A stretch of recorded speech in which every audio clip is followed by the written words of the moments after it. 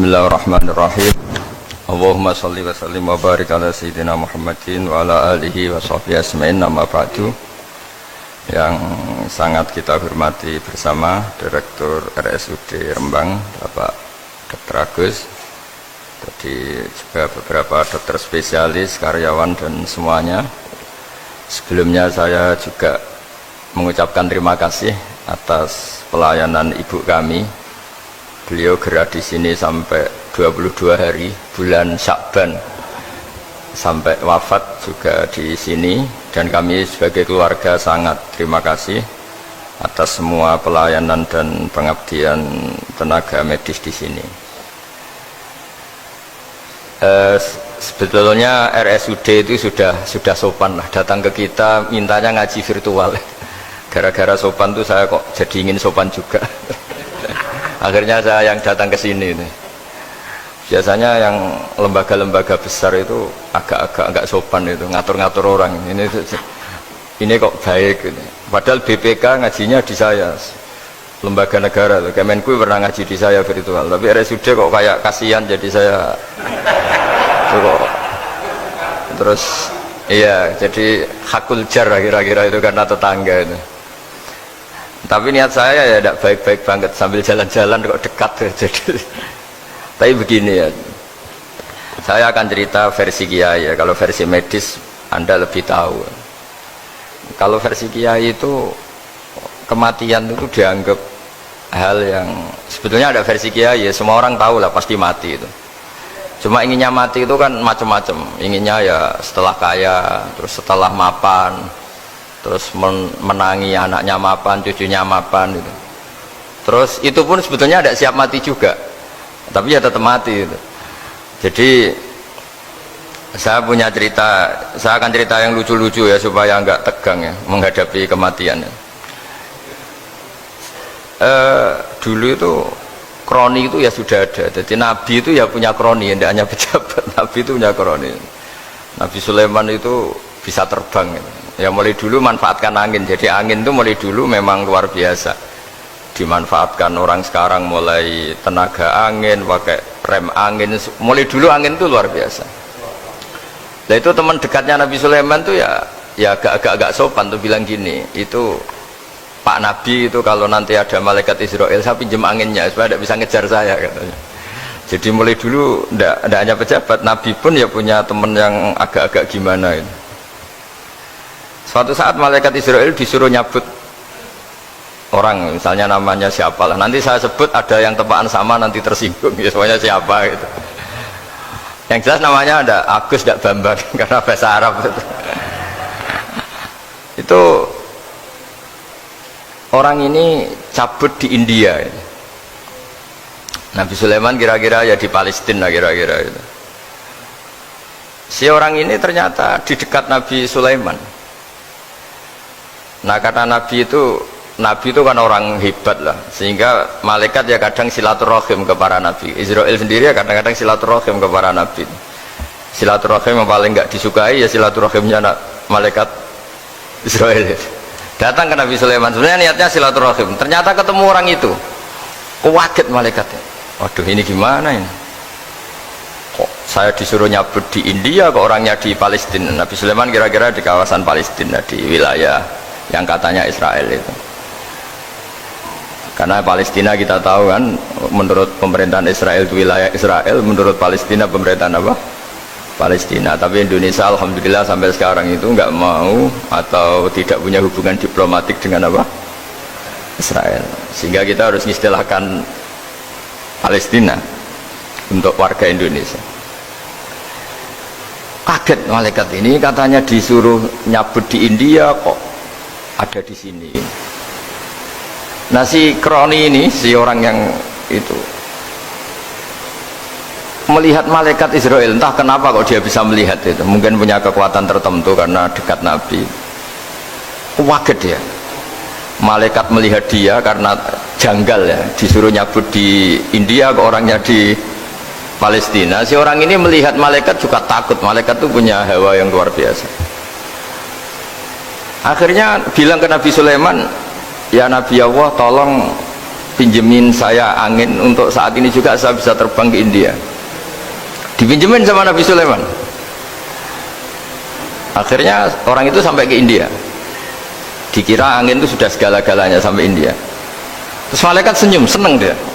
Wah ini sesuai protokol karena andai kan orang itu tetap di situ malah malaikat gak berani ngambil karena prosedurnya harus ngambil di India.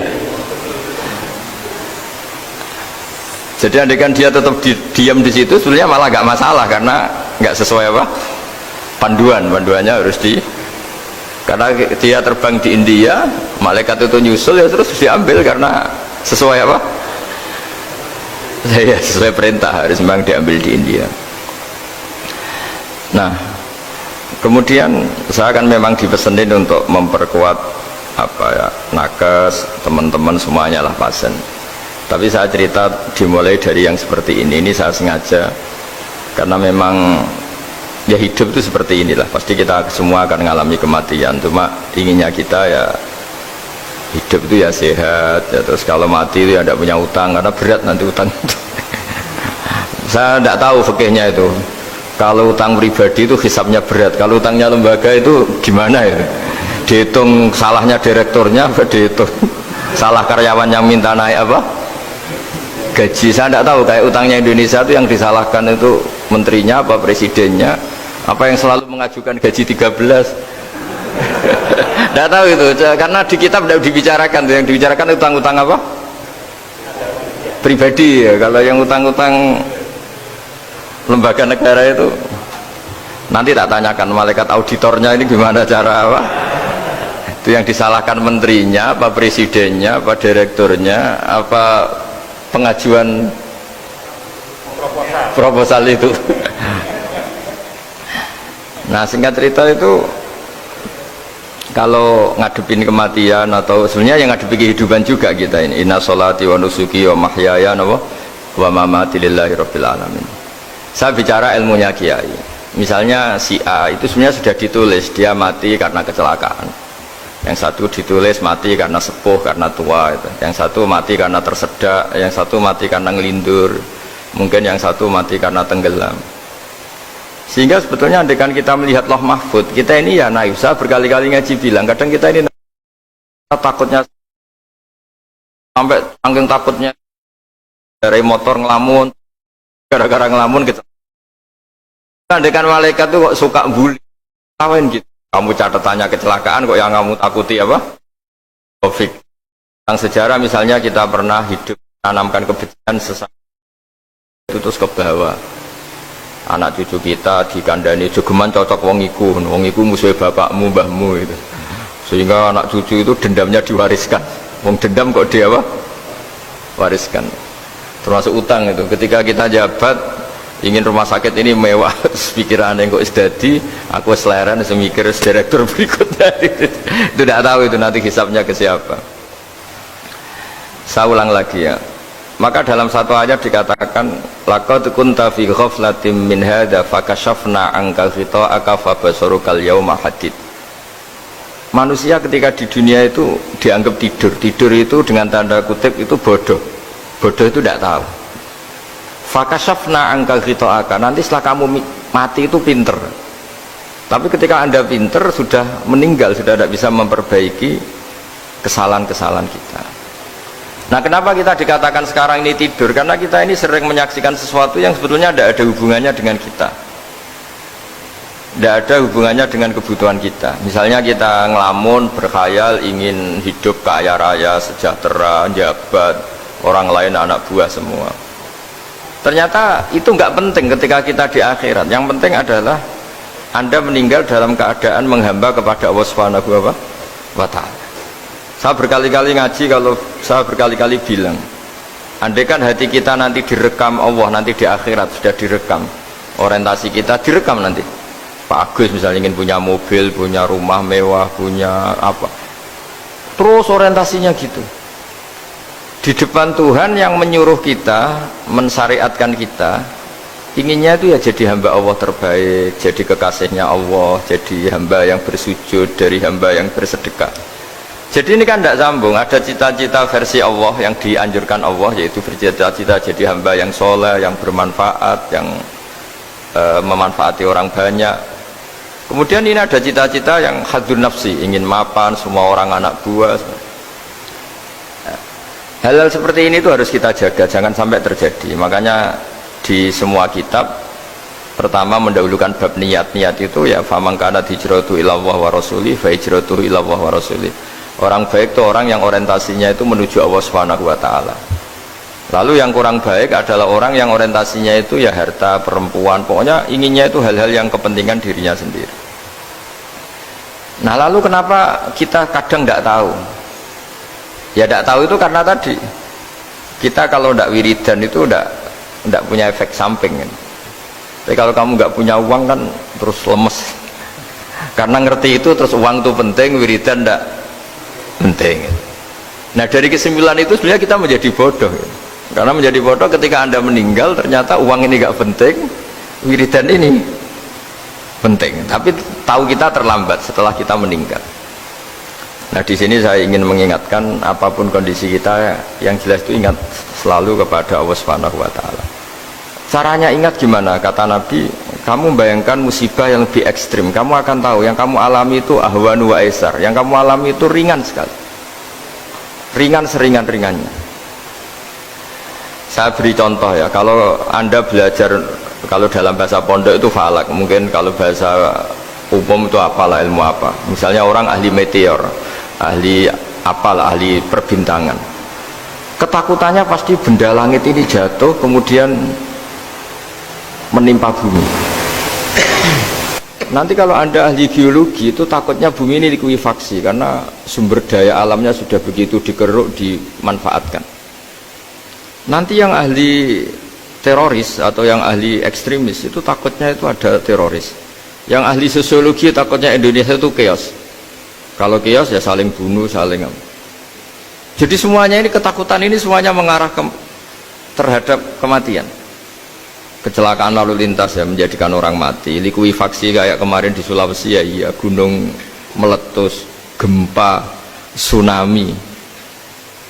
Nah, ketakutan yang menjadikan kematian punya banyak. Kalau baru tsunami aja ya orang takutnya ke tsunami. Nanti kalau ada kematian gempa ya takutnya gempa. Kalau temanya COVID ya takutnya COVID. Terus kalau ada tetangga mati karena ngelindur ya baru gue nak turu, hati-hati nggak nak mati ngelindur. Jadi ya masalahnya kan kita tidak tahu, nggak tahunya itu ya tadi takutnya COVID, ternyata catatannya itu mati kecelakaan. Takutnya kecelakaan, ternyata matinya itu ngelindur. Kan kita tidak pernah tahu.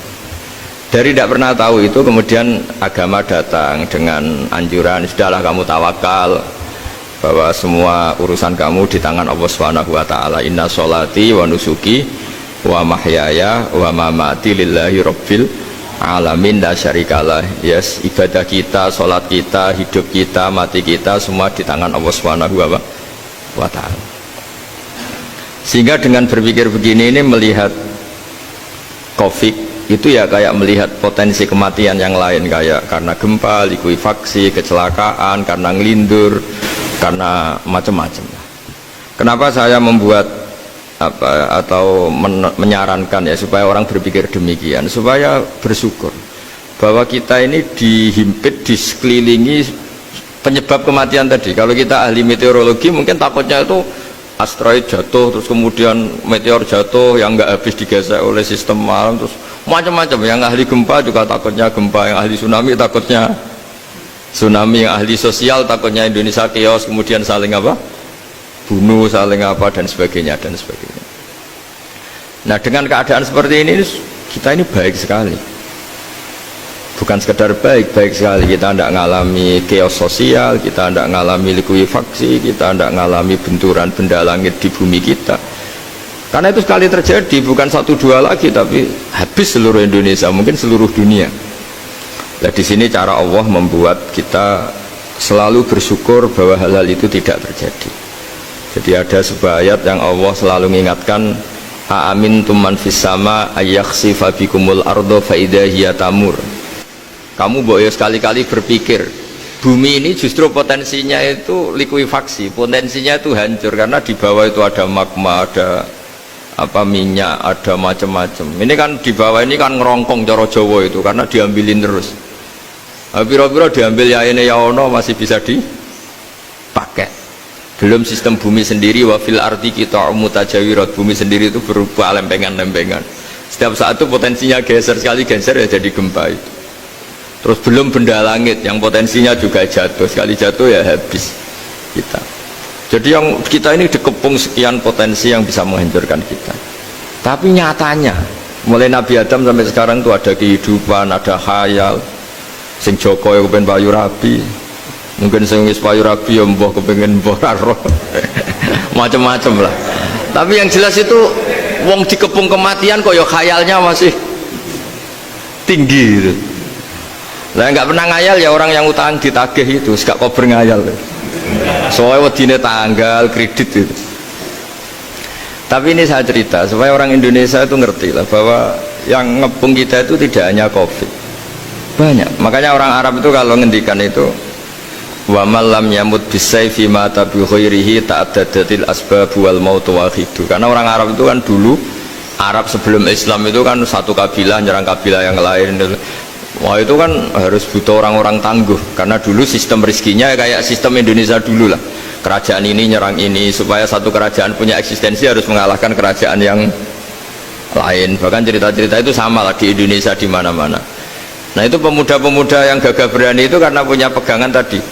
Wa man lam yamut bisayfi toh mata biwirihi. Kalau kamu tidak mati di medan perang ya tetap aja mati juga. Sehingga mereka kendel gitu kata cerita orang dulu. Ta'addadatil asbab wal mautu wahidu. Sebab kematian bisa macam-macam, tapi kesimpulannya tetap saja namanya mati. Lalu Islam itu mengajarkan aksiru min dzikri hadhimil ladzat. Kamu harus banyak ingat mati. Tapi uniknya Islam itu menyuruh ingat mati itu disuruh justru semangat hidup. Karena kita butuh bekal itu. Jadi kalau kamu ingat mati itu jangan terus loyo, terus nunggu takdir mati itu enggak, malah disuruh semangat. Nah tenaga medis semangat mengobati pasien, yang pasien juga semangat apa mensupport dirinya supaya punya keberanian hidup. Orang Jawa nunggoni anak, nunggoni putu. Kalau saya sebagai kiai ya nunggoni santri, nunggoni umat. Jadi ingat mati itu justru dengan cara mencintai hidup. Karena hidup ini adalah bekal kita untuk sanggup ketemu Allah Subhanahu wa taala. Kadang-kadang bekal itu mudah sekali. Ada orang nakal gara-gara minumin anjing yang baru haus, sama Allah dimaafkan. Ada orang yang pulang dari tempat kerjanya, ada duri di tengah jalan, disikirkan takut kena orang, diampuni Allah, akhirnya menjadi ahli apa? Surga. Ada orang yang kerja untuk orang tuanya, kemudian orang tuanya dicukupin menjadi ahli surga. Bahkan ada ahli surga itu ceritanya itu, tapi ini jangan dicoba. Ada orang sudah jelas niat nyon sewu, niat zina, sudah tinggal itu terus mikir dia saat itu takut Allah gak jadi, barokahnya gak jadi, langsung dia jadi ahli surga. Sarannya gak jadi loh ya, tapi ya udah usah dicoba. Itu kalau keterusan masalah. Jadi Islam itu menganjurkan ingat mati, tapi justru dengan cara mencintai kehidupan. Karena yang jadi referensi Allah nanti di akhirat adalah perilaku kita, amal kita zaman apa? Hidup. Jadi disuruh ingat mati, tapi justru dengan cara sangat mencintai apa? Kehidupan. Lalu yang dinamakan kehidupan itu apa? Ya kita-kita ini. Ada yang mengkhidmati agama, mengkhidmati orang sakit, mengkhidmati itu ya berbakti, membantu. Ada yang nata lalu lintas, ada yang nata keamanan kayak Pak Polisi, ada yang nata keuangan kayak Kemenku, macam-macam. Semuanya harus kita cintai, profesi-profesi yang oleh Islam dianjurkan untuk kita nekuni itu. Jadi saya mohon lewat cerita ini orang itu tidak fokus takut Covid. Kasihan Covid kan jadi tersangka pembunuh sini. Padahal di kampung-kampung orang lugu-lugu yang saking nggak ngertinya itu kalau dikasih sumbangan tuh katanya itu salam neng Covid matur nuwun. Itu ribet kalau orang lugu-lugu itu. Dikira Covid itu satu makhluk atau manusia yang apa? Nyumbang itu. Jadi saya mohon semohon-mohonnya, minta seminta-mintanya sampean harus ngitung nikmat lah. Dengan sistem meteor seperti itu di langit tidak jatuh ke kita, sistem bumi yang sudah ngerongkong gini tidak likuifaksi, terus di dunia ini banyak kimia, banyak racun itu kalau misalnya meledak kemudian dibawa angin mungkin matinya lebih massal. Ternyata semua itu nggak terjadi. Artinya nikmat yang sekarang kita dapatkan, kita nikmati sekarang itu jauh lebih besar ketimbang ketakutan kita. Nah, ini Islam selalu menganjurkan fazkuru ala Allah la'allakum tuflihun. Selalu ingat sisi-sisi nikmatnya Allah. Kamu jangan hanya sisi wah kita dikepung Covid, kita punya istri judes, punya anak nggak nurut, punya atasan sadis, punya anak buah nggak loyal. Kalau gitu terus ya kamu nggak berani hidup. Yang diingat masalah terus. Itu salah, hidup seperti itu salah menurut Islam. Yang Islam menganjurkan fazkuru ala Allah, kamu ingat sisi-sisi nikmatnya Allah, bukan sisi-sisi kita hidup itu diuji. Saya punya sekian cerita ulama-ulama yang unik yang punya nasihat itu. Jadi ada orang kaya raya dulu temannya banyak, anak buahnya banyak. Suatu saat dia miskin terus gak ada yang berkunjung. Jadi dia ngeluh, curhat ke ulama itu. Ketika saya kaya yang berkunjung banyak, ketika saya miskin kok nggak ada yang berkunjung, kurang ajar betul teman-teman saya. Terus kata kiai itu lucu kalau ada nih, ya bagus gitu dong ketika anda miskin sudah ada yang berkunjung. Loh kok bisa? Ya misalnya kamu sekarang jadi buruhnya orang, pas disuruh-suruh dibentak-bentak, terus teman kamu udah datang, malah kamu jadi tontonan toh. Mendingan nggak ada datang, jadi kamu ketika buruh orang nggak malu karena teman-teman kamu sudah tidak datang. Ya alhamdulillah kalau gitu ya. Jadi dulu satu hal yang dia dulu nganggap problem, iya kan, kalau kamu misalnya dulu kaya, temannya banyak, jabat, terus yang takut banyak, ketika sudah miskin nyun sewu jadi buruhnya orang, disuruh-suruh, terus teman kamu tetap do datang, siap nggak ada? Siap datang apa siap tidak datang? Lebih siap tidak datang sebetulnya kan, karena nggak jadi tonton. Akhirnya dia sadar. Ya gitu, kalau dikeluhin istri saya ini judes, ya sering marahin gini-gini, ya bagus dong marahin kamu, kalau marahin tetangga malah masalah kan? Coba kamu punya istri kalau marah marahin orang lain, pusing gak? Mendingan marahin. Jadi pokoknya dilatih terus, lama-lama dia bersyukur. Nah termasuk cara kita melihat kehidupan. Ada doa Rasulullah SAW yang luar biasa, ya Allah jadikan kehidupan ini sebagai penambahan saya untuk berbuat baik. Wal mauta rohatan li min kulli syarrin, kalau saya engkau takdir mati ya anggap mawon ini mati itu berakhirnya semua potensi keburukan saya. Orang itu kan potensinya dua, buruk betul atau potensi buruk. Mungkin sekarang kita ada korupsi, tapi saja suatu saat kita korupsi. Mungkin sekarang kita ada salah, suatu saat potensi salah. Dan mati itu mengakhiri itu semua. Makanya saya berkali-kali cerita kalau ngaji, kalau orang-orang alim NU itu kalau ada bajingan mati tetap dia seksa ini baik ya. Itu tetangganya nggak mau semua. Wong bajingan udarani baik, tapi kiainya ngotot harus disaksikan kalau ini baik. Akhirnya mereka bilang ya baik-baik, padahal di hati kiainya sudah tidak bisa garong lagi, tidak bajing lagi, ya baiklah gitu. Jadi sehingga orang-orang soleh itu melihat hidup itu ya biasa, melihat mati itu biasa, karena hidup adalah sarana kita menambah kebaikan dan mati adalah akhir dari segala keburukan kita atau potensi keburukan kita. Jadi Islam itu mengajarkan kita gimana menghadapi kehidupan, juga gimana menghadapi apa? Kematian. Jadi saya ulang lagi, itu ajaran-ajaran Islam yang luar biasa. Jadi ij'alil hayata ziyadatan li fi kulli khairin wal mauta rohatan li min kulli syarrin. Jadi hidup menambah kebaikan, kalau kita mati anggap saja mengakhiri semua buruk kita kalau kita sedang buruk atau potensi keburukan kita. Saya cerita ringan tapi supaya diingat-ingat. Jadi kalau kita yang nekuni, saya tadi kan sudah bilang, kita kiai yang nekuni ilmu itu ya tadi kita agak fokus bicara Covid. Inna Allaha yumsikus samawati wal ardo an tazula wala in zalata in amsakahuma min ahadim min ba'dih. Kalau kamu ahli meteorologi kan melihat ini jatuh jumlahnya besarnya sekian, Ini kalau digesek oleh atmosfer paling masih sekian, kayak kemarin Januari kan hujan meteor yang sering kena Lampung kemarin.